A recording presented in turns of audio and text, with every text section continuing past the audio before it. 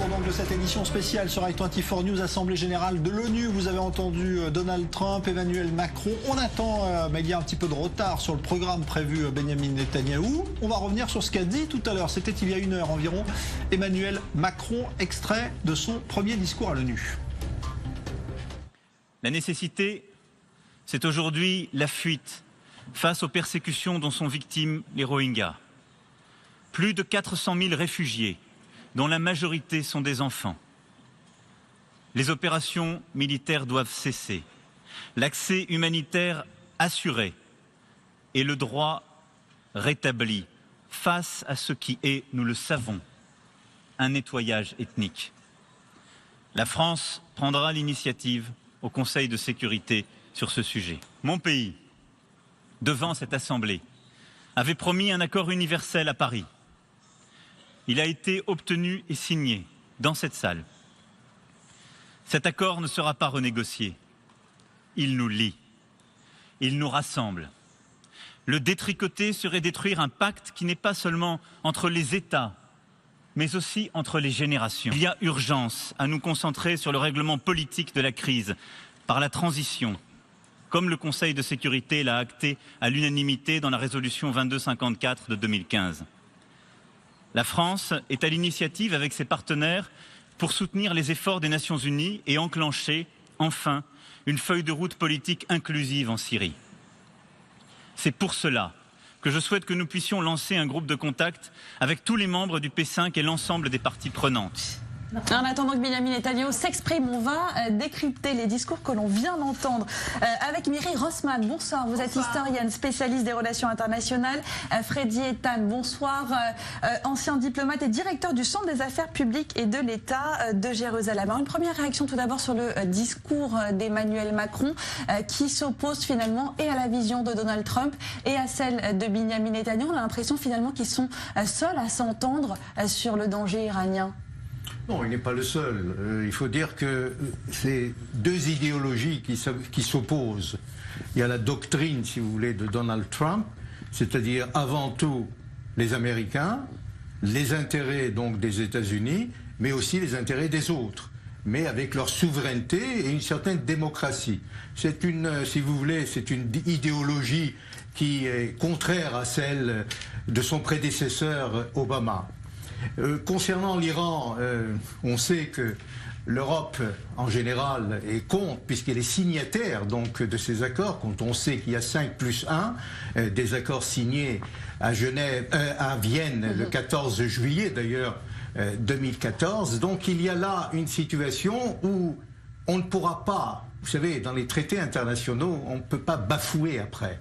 Quand il y a une décision gouvernementale sur un traité international, mondial, il est difficile de le violer.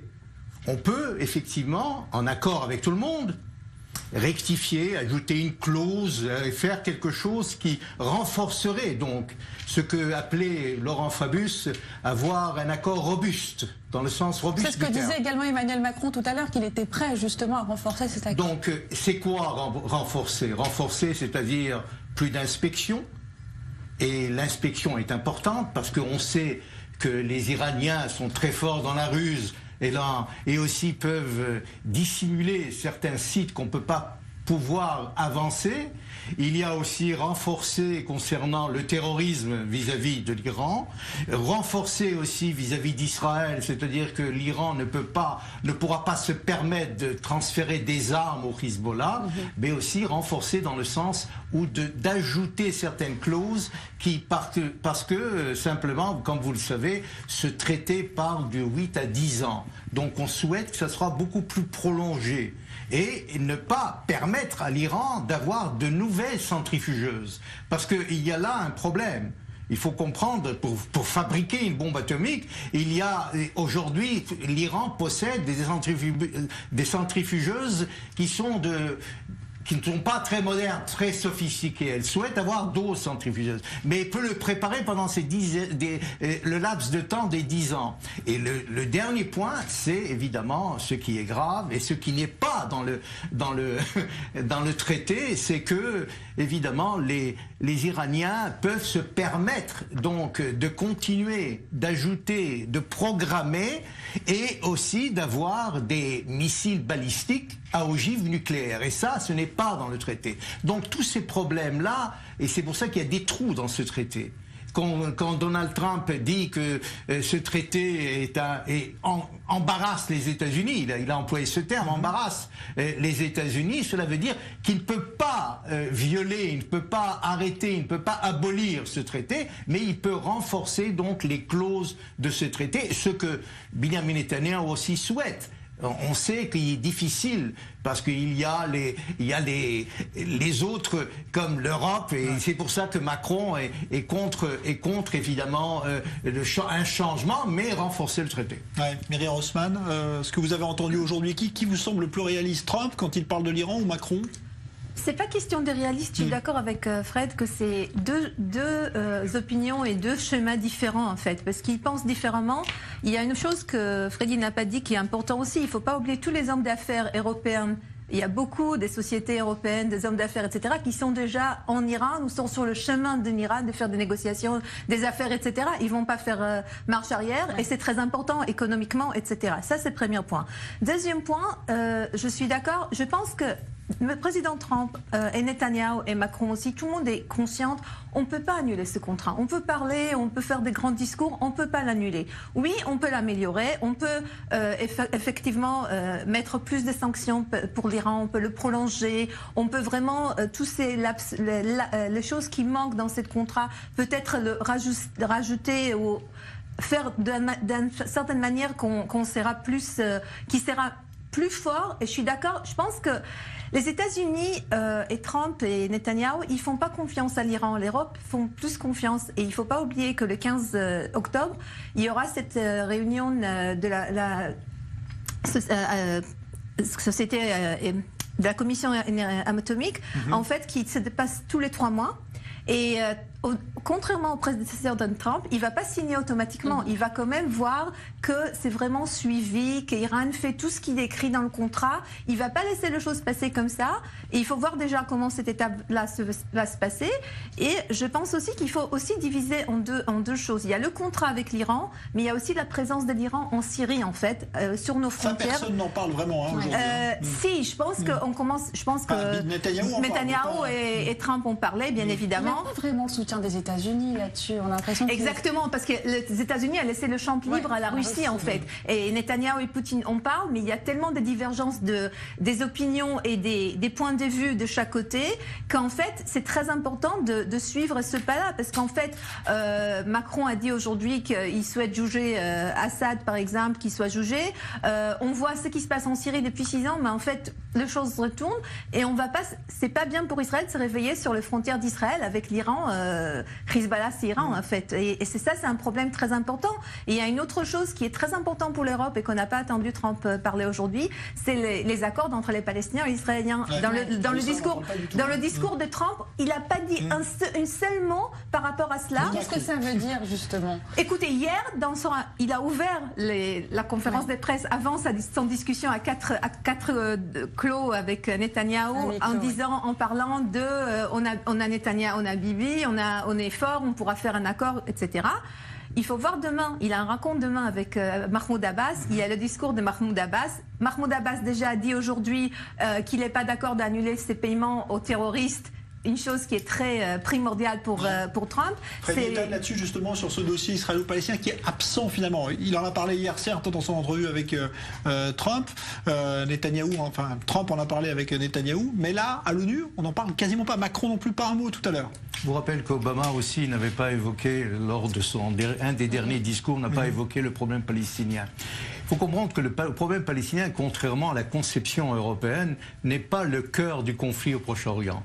depuis la montée en puissance de Daesh, depuis les problèmes aussi de la coalition, depuis la guerre civile en Syrie, ce qui se passe en Irak, et tout cela montre par là que le terrorisme a pris évidemment le dessus et prévale sur tous les autres problèmes qui existent sur le plan géopolitique. Maintenant, évidemment, il ne faut pas oublier que quand l'Europe est attaquée, Paris, Bruxelles, Londres, est attaqué par des membres, des citoyens, je dirais, européens natifs, donc de ces capitales, qui commettent des attentats, évidemment, la coalition réagit. Elle réagit sur le terrain, à la source. Donc il y a une situation beaucoup plus compliquée. Et là, le problème palestinien n'a pas été résolu pour plusieurs raisons. Et évidemment, la raison principale, c'est que à chaque fois, et on va l'entendre à l'ONU, Mahmoud Abbas, en disant nous souhaitons un État palestinien effectivement pour donner aux Palestiniens un État indépendant, capitale, donc Jérusalem, etc. On ne peut pas obtenir un État avant de négocier. On ne peut pas non plus faire avancer donc des négociations avec les Européens ou même à l'ONU si on négocie pas avec Netanyahou. C'est lamentable, je dirais. Et c'est lamentable. Les deux hommes se trouvent à New York. Ils se trouvent dans la même enceinte de l'Assemblée générale de l'ONU et ils ne se croisent pas et ils ne parlent pas. Donc il y a là une situation, et puis Ramallah, vous savez, c'est 15 minutes de Jérusalem. Donc il y a là une situation beaucoup plus compliquée, beaucoup plus complexe, et c'est la confiance qui manque. Il faut revenir, il faut redevenir confiant. Et s'il n'y a pas de confiance, il y a une certaine méfiance vis-à-vis de l'un de l'autre, là, le problème devient beaucoup plus aigu et il est difficile de revenir à la table des négociations. Et c'est pour ça que la rencontre avec Sisi hier, et c'est là une importante, parce que sous les projecteurs, pour la première fois, publiquement, il y a une rencontre, vous savez, avec Sisi, Netanyahou a eu plusieurs entretiens téléphoniques.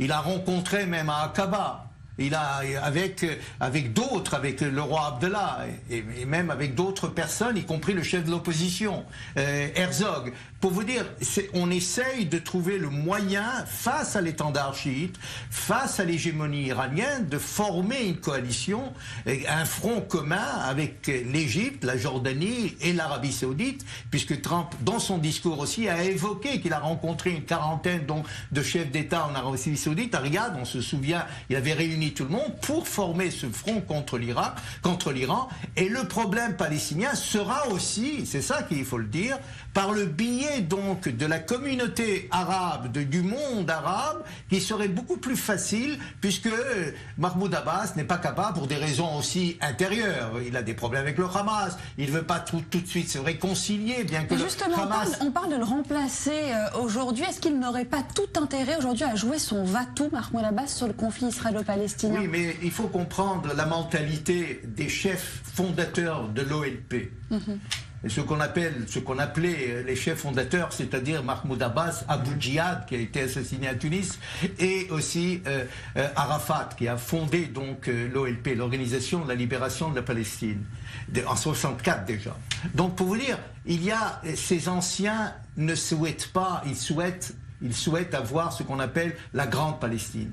Ils ne pourront jamais, ça c'est clair, ils ne pourront jamais signer un traité de paix avec Israël qui sera un compromis vis-à-vis ce qu'ils pensaient déjà dans la charte de l'OLP en 1964. Et donc il est important pour eux de laisser faire, pour laisser les générations futures, ceux qui ont vécu l'occupation israélienne depuis une cinquantaine d'années, c'est à eux, la nouvelle génération doit prendre des décisions, et ça peut être Dakhla, ça peut être Barghouti, ça peut être d'autres personnes qui prendront la relève. Mais Mahmoud Abbas ne souhaite pas quitter la scène, veut continuer. Il a 83 ans quand même, et il doit agir et il doit décider sur le sort de son peuple, parce que les promesses non tenues d'un peuple peuvent révolter le peuple et peuvent faire effectivement un certain chaos dans une situation qui est déjà chaotique. Ouais. Et Rosman, vous êtes d'accord là-dessus? Moi, je pense que cet rendez-vous avec Assisi publiquement ouvert est très important, parce que derrière le rideau, il y a tellement de coopérations... Plus que l'absence de rencontre Abbas-Netanyahou. Oui, à mon avis, oui, parce qu'en fait, comme Freddy l'a dit, ils se sont rencontrés avant, mais rencontre publique en face des caméras que tout le monde a vu, et cette lune de miel en fait qui existe entre Égypte et Israël. On a laissé dans le Sinaï rentrer de force armes de Syrie, de l'Égypte, et en plus à Sisi il veut montrer qu'il a de force, qu'il est quelqu'un qui compte dans la région, et bien évidemment que Netanyahou l'a dit aussi.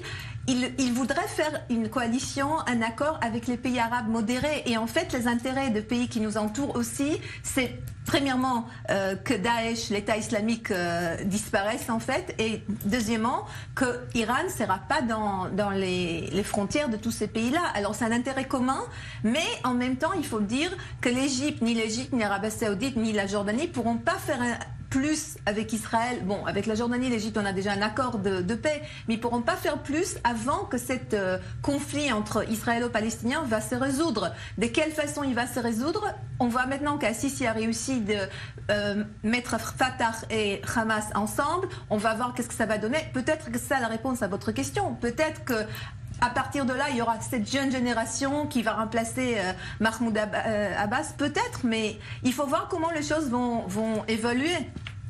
Merci beaucoup. Vous restez avec nous en attendant donc ce discours de Benyamin Netanyahou. On va revenir sur les temps forts de ce grand rendez-vous diplomatique, cette nouvelle Assemblée générale de l'ONU, avec des baptêmes du feu pour Emmanuel Macron. On reviendra également là-dessus, mais aussi pour Donald Trump, qui a donc prononcé son tout premier discours à la tribune depuis qu'il a accédé à la Maison-Blanche. Oui, un premier discours où il a évoqué donc ces deux gros dossiers du moment, le nucléaire iranien et nord-coréen. Et on va revenir sur le ton très offensif qu'il a employé cet après-midi avec Laura Jeannot. Sous les applaudissements, Donald Trump se rend à la tribune.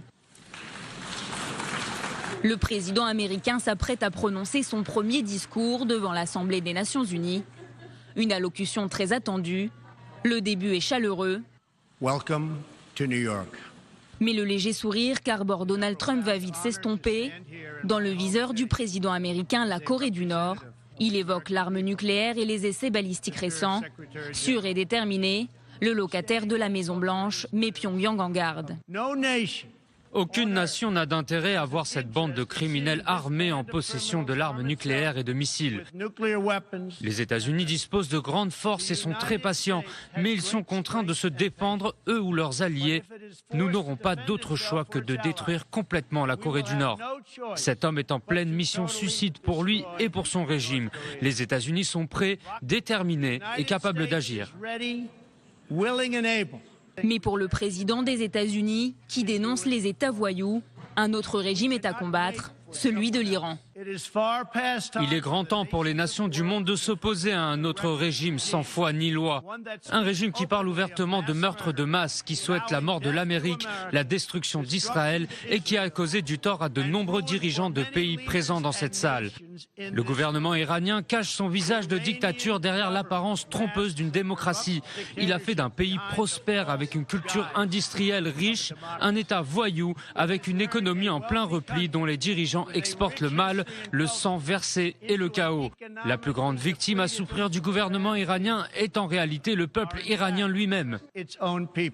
Dans son discours, Donald Trump s'est également attaqué au régime vénézuélien, dénonçant une dictature socialiste et une situation inacceptable. Il s'est dit prêt à de nouvelles sanctions, sans toutefois préciser lesquelles. C'est donc un premier discours clairement engagé que le président américain a prononcé devant l'Assemblée des États-Unis. Même si une grande partie de l'allocution de Donald Trump s'est concentrée autour des États-Unis eux-mêmes, le locataire de la Maison-Blanche a rappelé les sacrifices des Américains, l'importance de la Constitution des États-Unis et des droits et valeurs à défendre, rappelant qu'il ferait toujours passer son pays avant toute autre chose. And God bless the United States of America. Thank you very much. Voilà, Benyamin Netanyahou, tout sourire après le discours de Donald Trump. Est-ce qu'il a apprécié d'ailleurs celui d'Emmanuel Macron? Sans doute pas de la même façon. On va appeler à New York notre correspondant David Benaïm, qui vient d'assister à une conférence de presse que vient de tenir justement le président français au sortir donc de son discours. David, on vous retrouve parce qu'il a précisé ce qu'il avait dit dans le discours, à savoir qu'il souhaitait que le régime syrien, auteur d'attaques chimiques, soit responsable devant la justice. C'est ce qu'il a redit en conférence de presse en nommant évidemment le responsable. Absolument, c'est ce qu'il a redit, il l'a vraiment précisé. C'est important parce qu'il l'avait exprimé dans son discours à demi-mot, mais il est revenu dessus. Les journalistes lui ont posé beaucoup de questions. C'était très malin de sa part de faire cette conférence de presse à 13h juste après son intervention. D'abord parce que ça montre une certaine accessibilité de sa part auprès des journalistes. C'est un petit peu quelque part le Netanyahou de cette année. Normalement, c'est Netanyahou qui est hyper accessible, qui est toujours répond à toutes les interviews et qui est présent comme ça pour tout le monde aux Nations Unies. Là, c'est Macron qui est quelque part le nouveau chouchou, la nouvelle vedette ici. Alors c'est la nouveauté, mais c'est vrai qu'il est revenu un peu sur chacun des points de son discours et particulièrement sur le multilatéralisme par opposition à l'Amérique d'abord de Donald Trump. Alors, Emmanuel Macron, qui est le chouchou et qui va accorder sa toute première interview internationale à CNN. Oui, et Christine Amanpour qui l'a annoncé via Twitter et ensuite ça a été repris sur CNN en boucle.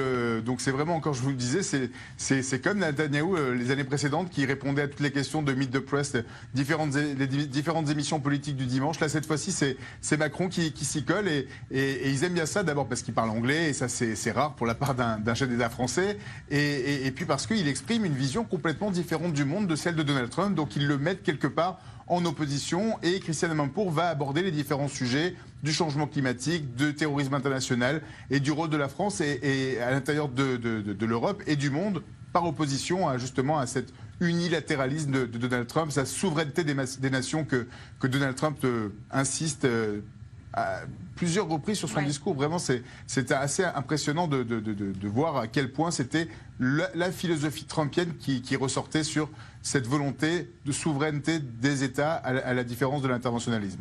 Qu'est-ce qui charme à ce point les Américains chez Emmanuel Macron? Est-ce qu'il leur rappelle un peu Barack Obama dans le style? John Kelly. Ah, c'est possible, c'est probable. Il est jeune, il a un côté comme ça, charmeur, très accessible. Il sait s'exprimer très très bien, c'est sûr. Je pense que ce qui charme énormément, c'est avant tout le fait que ce soit l'anti-Trump. Alors, il faut aussi regarder le spectre des médias libéraux et le spectre des médias conservateurs. Si on regarde Fox News, on n'est absolument pas dans la séduction par rapport à Macron et on est plutôt dans la critique de son discours de politique générale, humanitaire, un petit peu mielleuse sur le fait qu'il faut accueillir tous les réfugiés par opposition à l'idée de Donald Trump de dire il faut donner de l'argent aux États qui sont en trouble, en problème, et essayer de faire en sorte qu'ils puissent accueillir leurs propres réfugiés, faire revenir les réfugiés. Donc il y a une vraie opposition sur tous les sujets. Et puis sur le fait que Emmanuel Macron parle du droit des femmes, parle de l'environnement, alors que Donald Trump ne l'a absolument pas abordé. Il y a une vraie séduction de Macron ici. Alors est-ce que c'est la nouveauté? Oui. C'est possible. Merci beaucoup David Benaïm en direct de New York. On vous retrouve tout à l'heure. Allez, en attendant que Netanyahou prenne la parole, on est toujours avec Freddy Ethan, Mireille Rossmann, Daniel Haïk qui nous rejoint. Il nous reste quelques minutes là avant de marquer une pause. Qu'est-ce que vous attendez ce soir en quelques mots chacun de ce discours de Netanyahou? Est-ce qu'à votre avis, il va chercher une fois de plus à faire un coup d'éclat, on peut imaginer sur l'Iran, ou est-ce que, vu que Trump a été très offensif, il va se montrer peut-être moins agressif que d'habitude envers l'Iran? Freddy Ethan. Non, l'Iran, c'est pas une certaine agressivité. Il faut comprendre que pour les Israéliens, et ce gouvernement en particulier, c'est une menace existentielle. Et ça, c'est pas seulement vis-à-vis d'Israël, vis-à-vis des pays arabes et vis-à-vis du monde entier. Parce qu'il s'agit du terrorisme, il s'agit d'une bombe nucléaire. Et un régime religieux, instable, extrémiste. Je crois que Benjamin Netanyahu, dans son discours, va aussi s'adresser directement aux Iraniens, aussi aux ayatollahs, à Khamenei probablement, et à Rouhani, qui a d'ailleurs rencontré Macron avant, et qui va essayer d'expliquer qu'il faut tourner la page. Il faut essayer d'être dans la société des nations, essayer de voir, essayer de comprendre que les menaces ne servent à rien. On a vu des provocations, aujourd'hui encore, avec un drone qui a essayé de traverser la ligne de démarcation israélienne sur le Golan et était abattu. Israël a fait, n'oublions pas, des manœuvres concernant cette menace venant du Nord et particulièrement contre l'Iran.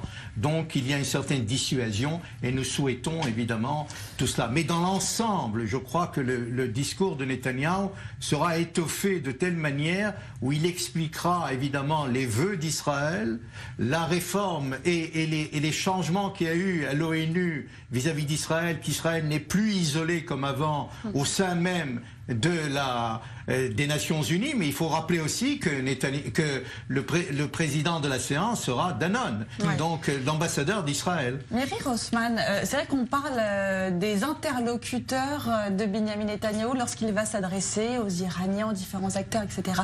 Mais est-ce qu'il ne s'adresse pas aussi avant tout à son électorat, aux Israéliens, lorsqu'il est à la tribune de l'ONU et qu'il leur montre « je suis là pour vous défendre ». C'est très intéressant ce que tu viens de dire, parce qu'en fait, avant Netanyahou, tous les premiers ministres d'Israël, en fait, quand il y avait cette réunion à l'Assemblée nationale, c'était pas un événement en Israël. C'était pas dans les télés, les gens ne s'intéressaient pas du tout à cela. Depuis que Netanyahou a fait un événement de son discours à l'Assemblée nationale, à la veille de fête des Tishrei, de Nouvelle Année de Juifs, en fait, c'est devenu un événement et que tout le monde ici écoute. Bien évidemment qu'il s'adresse aussi... Là, il va parler un peu plus tard que d'habitude. D'habitude, ils arrangent que ce soit à 20h en Israël. Là, c'est un peu plus tard. Et il faut aussi marquer une autre chose. C'est la première fois qu'un premier ministre israélien parle au premier jour de l'Assemblée nationale. En fait, normalement, le premier jour de l'Assemblée nationale, c'est pour les rois, c'est pour les présidents, etc. Mais à cause de la fête qui commence demain soir et Netanyahou est obligé de rentrer, il parle ce soir. Ça, c'est une deuxième chose. Mais sinon, c'est une crise gouvernementale. Voilà, exactement. En 1975. Et une troisième remarque qui est très intéressante aussi, c'est que les gens qui ont écrit le discours pour Netanyahou et pour Trump, ils ont parlé ensemble et coordonné ensemble, en fait.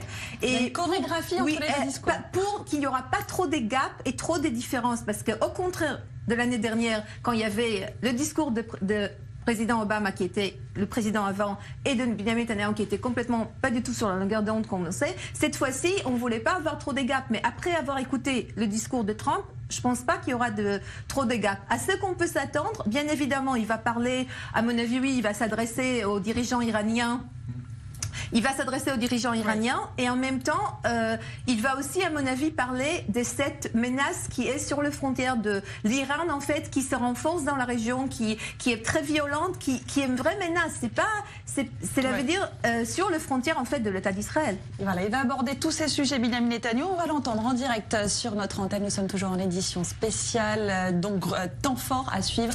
Le Premier ministre israélien. Merci à tous les deux, Miri Rossmann, Fredi Eitan, merci d'être venus dans ce plateau. Daniel, vous restez avec nous, on suivra évidemment ce discours tout à l'heure, il a un peu de retard, donc on verra dans combien de temps il va commencer. À tout de suite.